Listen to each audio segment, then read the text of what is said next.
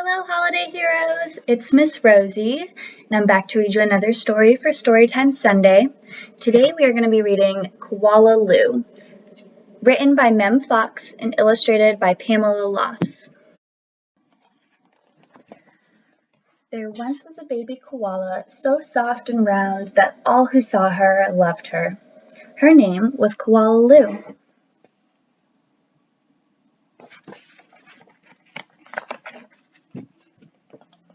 The emu loved her, the platypus loved her, and even tough little Koala Claus next door loved her.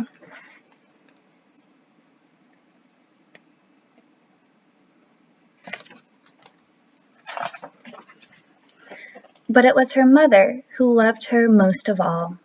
100 times a day she would laugh and shake her head and say, "Koala Lou, I do love you."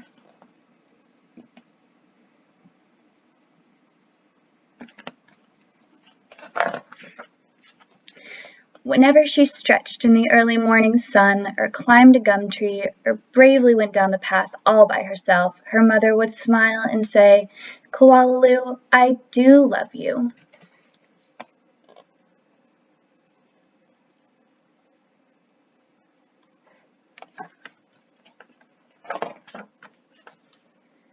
The years passed, and other koalas were born, brothers and sisters for Koala Lou.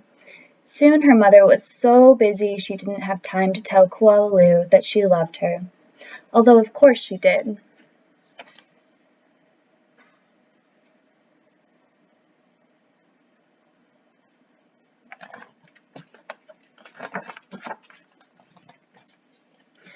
Every night, as she curled up under the stars, Koala Lou thought about the times when her mother had looked at her and said, "Koala Lou, I do love you," and she longed for her to say it again. One night, Koala Lou had a splendid idea. Preparations had just begun for the Bush Olympics. She would enter the Olympics. She would compete in the gum tree climbing event, and she would win, and her mother would fling her arms around her neck and say again, "Koala Lou, I do love you."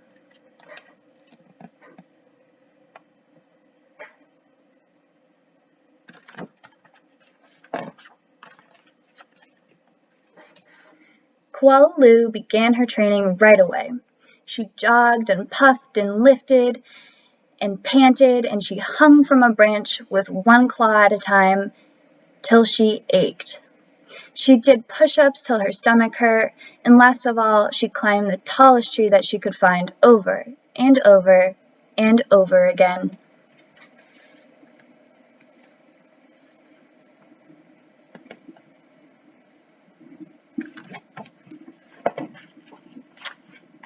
At last the day of the Bush Olympics arrived.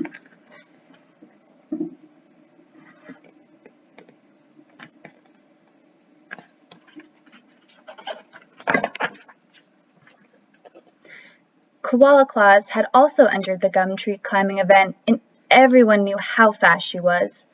But Koala Lou wasn't scared. She saw her mother in the crowd and imagined her saying again, "Koala Lou, I do love you." Her heart filled with hope.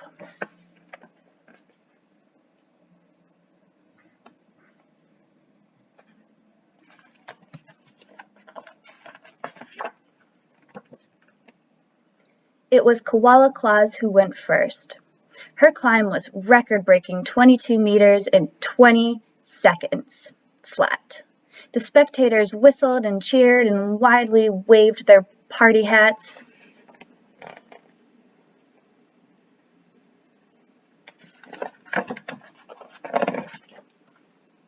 "Can I do better than that?" wondered Koala Lou. "I must." As she stepped toward the tree, a hush fell over the crowd. "On your mark," said the kookaburra. "Get set, go!"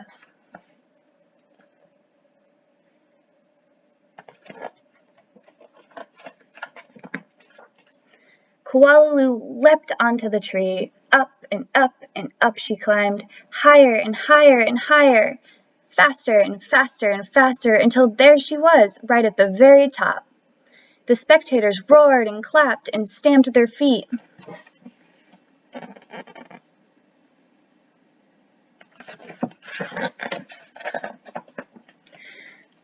But she wasn't fast enough. In spite of all of her training and all her hoping, it was Koala Claus who won the gum tree climbing. Koala Lou came in second. Koala Lou went off and hid.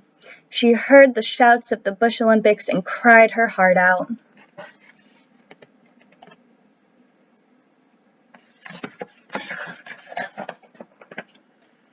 When the first stars of the evening appeared in the sky, Koala Lou crept home through the dark and up into the gum tree. Her mother was waiting for her. Before she could say a word, her mother had flung her arms around her neck and said, "Koala Lou, I do love you. I always have and I always will." And she hugged her for a very long time. I hope you enjoyed reading Koala Lou with me today, and I will see you back here next Sunday for another story.